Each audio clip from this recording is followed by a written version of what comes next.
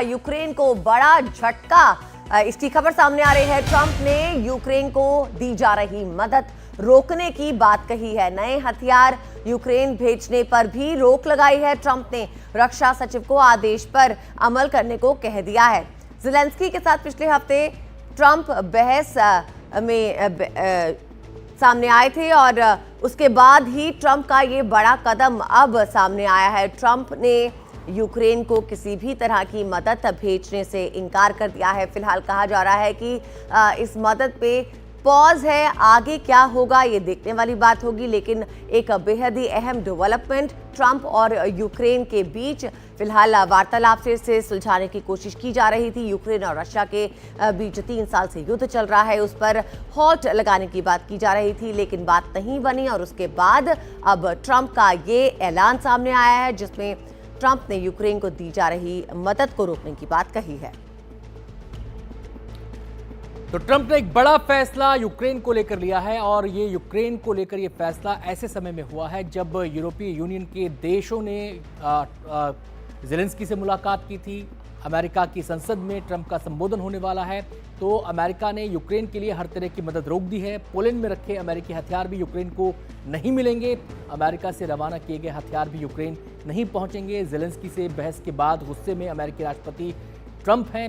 3 साल बाद पहली बार यूक्रेन को अमेरिका ने अकेले छोड़ा है। आपको बता दें कि हथियारों का मतलब ये है, जो रोक लगाई गई है मदद की, कि जो नए हथियार हैं वो तो सप्लाई नहीं किए जाएंगे और जो अभी ट्रांजिट में है, यानी कि जिनको पहले भेज दिया गया था, उन्हें भी जस का तस रोक दिया जाएगा। तो यूक्रेन को अब और हथियार नहीं मिलेंगे। व्हाइट हाउस का ये बयान सामने आया है।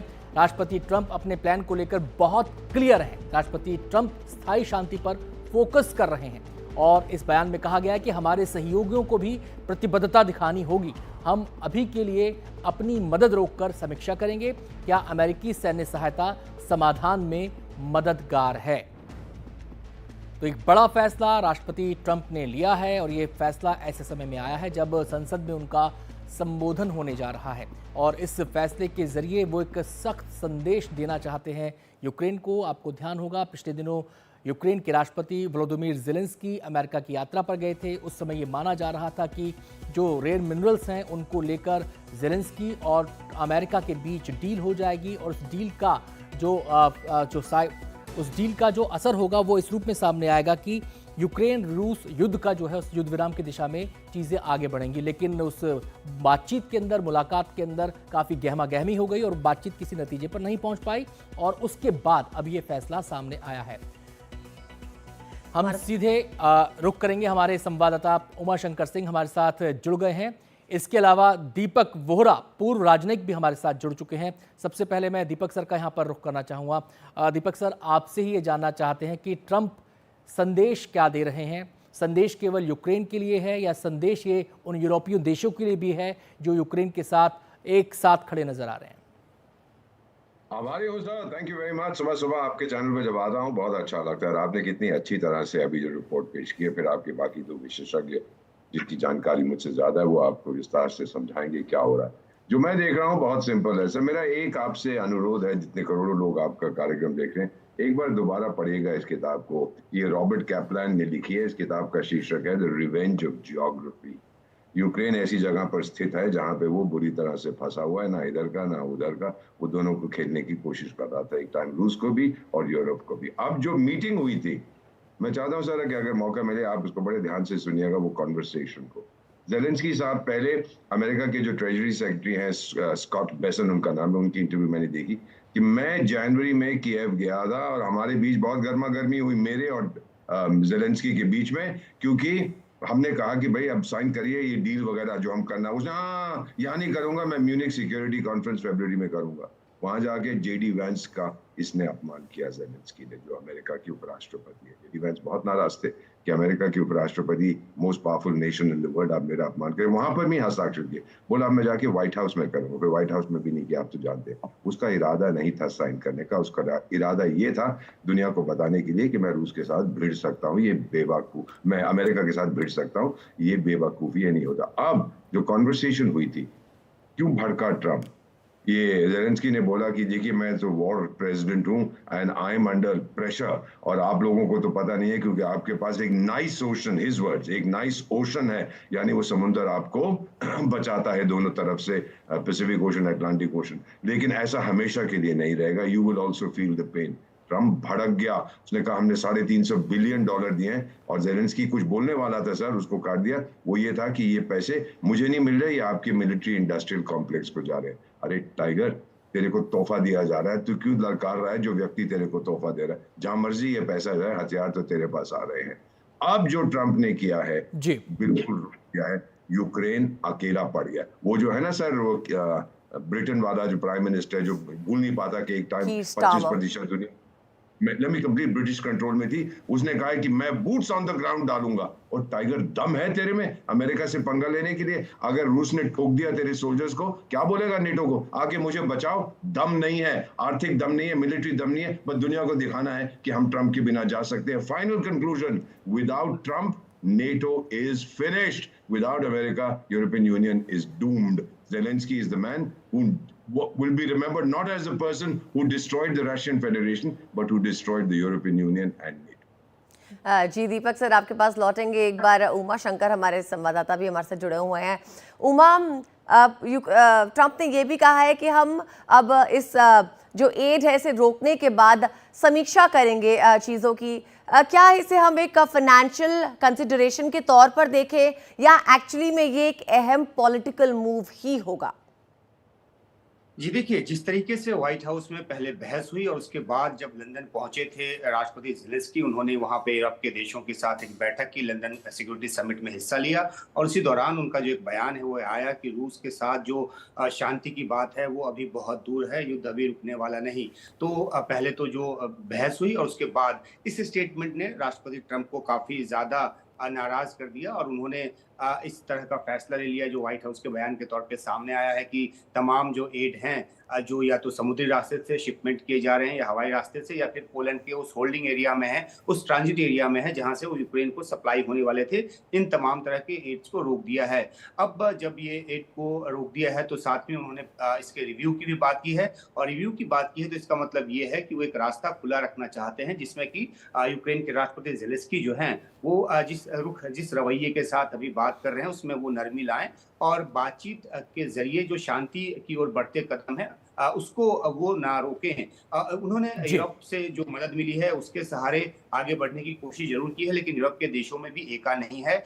कई देश जो हैं वो मिलिट्री एड यूक्रेन को बढ़ाना चाहते हैं, लेकिन कई दूसरे देश जो हैं उनको लगता है कि जब तक अमेरिका की बैकिंग नहीं होगी उन्हें एड्स का कोई मतलब नहीं होगा, और यूक्रेन जो है वो सस्टेन नहीं कर पाएगा। तो यूके के प्राइम मिनिस्टर ने भी जो बात की है जिस तरह से बूट ऑन ग्राउंड्स की, वो उन्होंने किसी सीज फायर की सिचुएशन में इस तरह की बात की कि कोई सीज फायर होता है, कोई शांति फॉर्मूला लागू होता है तो यूके जो है वहां पे अपने जो जवान है वो तैनात करेगा, हवाई जहाज हवा में तैनात करेगा, लेकिन ये उस सूरत में होगा जब कोई शांति फॉर्मूला लागू हो जाता है। जहां तक रेयर अर्थ मिनरल डील की बात है तो इसके लिए ज़ेलेंस्की ने अपनी तरफ से बयान जारी किया है कि उस बात को लेकर तैयार हैं, और वो सिक्योरिटी गारंटी चाहते हैं अमेरिका से। इस बात पे वो बार बार जोर दे रहे हैं, तभी किसी तरह की शांति समझौता जो है वो होगा। आते हैं उमा आपके पास, वहाँ आते हैं आपके पास।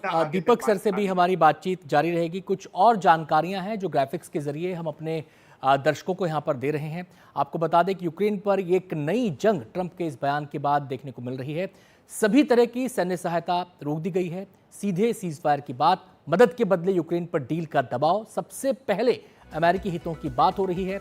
नेटो को लेकर कंफ्यूजन है, यूरोप ज्यादा से ज्यादा मदद की अपील कर रहा है, यूक्रेन को मजबूत करने की बात कर रहा है, संप्रभुता और सुरक्षा का सवाल भी यहां पर जुड़ा है, नेटो पार्टनर्स के साथ आने की अपील की जा रही है। आपको बताएं कि अब यूक्रेन युद्ध में किसने कितनी मदद की, क्योंकि सारा मसला मदद के इर्द गिर्द घूम रहा है। अमेरिका अपने दावे कर रहा है, यूरोपीय देश अपने दावे कर रहे हैं। मैक्रोन जब मिले थे ट्रंप से तब उनका अपना अलग दावा था। तो आपको बता दें कि अमेरिका ने 10,245 अरब रुपए की मदद की है। यूरोपीय संघ की अगर हम बात करें तो उसने 1,138 अरब रुपए की मदद की है। जर्मनी, इंडिविजुअल देशों की अगर हम बात करें तो 2,222 अरब रुपए जर्मनी ने खर्च किए हैं। ब्रिटेन के खाते से गए हैं 1,192 अरब रुपए, फ्रांस ने दिए हैं 763 अरब रुपए, नीदरलैंड ने दिए हैं 654 अरब रुपए, पोलैंड ने 600 अरब रुपए दिए हैं, डेनमार्क ने 528 अरब रुपए खर्च किए हैं।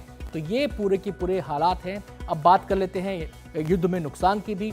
यूक्रेन को 524 अरब डॉलर का नुकसान हुआ है, जबकि रूस की अगर हम बात करें तो उसे 421 अरब डॉलर का नुकसान यहां पर हुआ है। सीधे मैं रुख करना चाहूंगा दीपक सर का।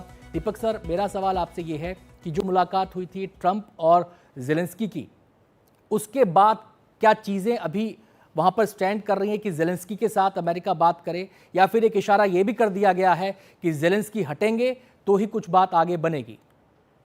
100% सर। मेरे को 53 साल हो गए हैं, डिप्लोमेसी में बहुत बार देखा है, जब कोई दो व्यक्ति, दो लीडर्स के बीच में आपस में बनती नहीं है तो ये नहीं कहना कि फिर जाके कल सुबह अरे उसके साथ चाय पियो, बोलो डार्लिंग डार्लिंग माफ कर दो। ये नहीं होता इंटरनेशनल रिलेशन में, दोनों में से एक को जाना पड़ेगा।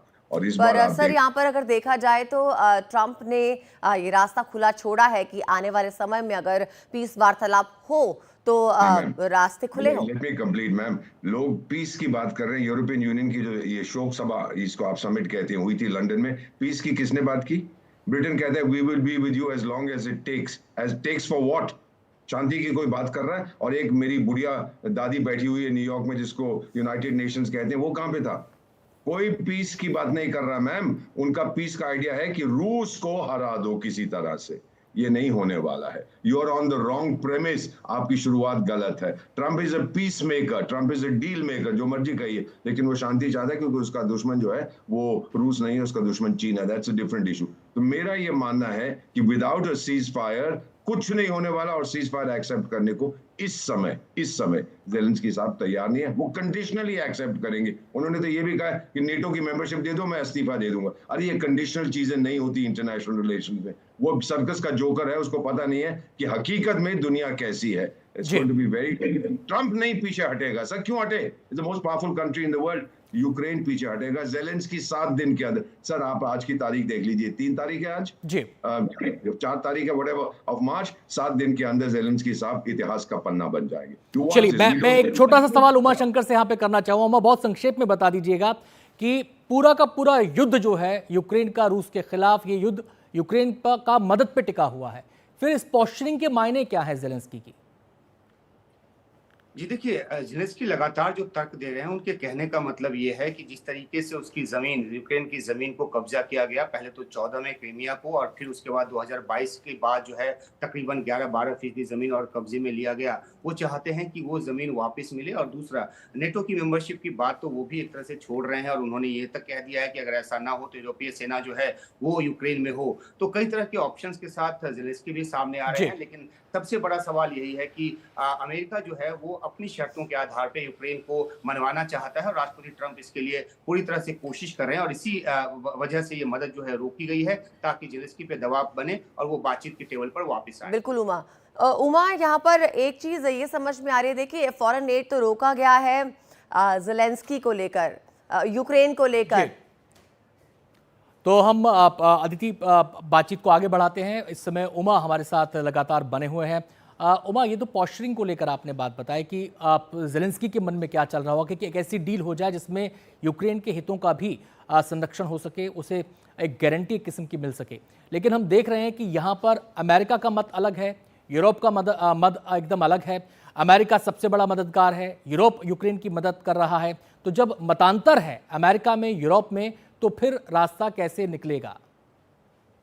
जी, यही एक बड़ा सवाल है, और इसी रास्ता को निकालने के लिए लंदन में जो सिक्योरिटी समिट हुआ, उसमें जो यूक्रेन, यूरोप के जो हैं वो तकरीबन 19 नेता जो हैं वो जुड़े।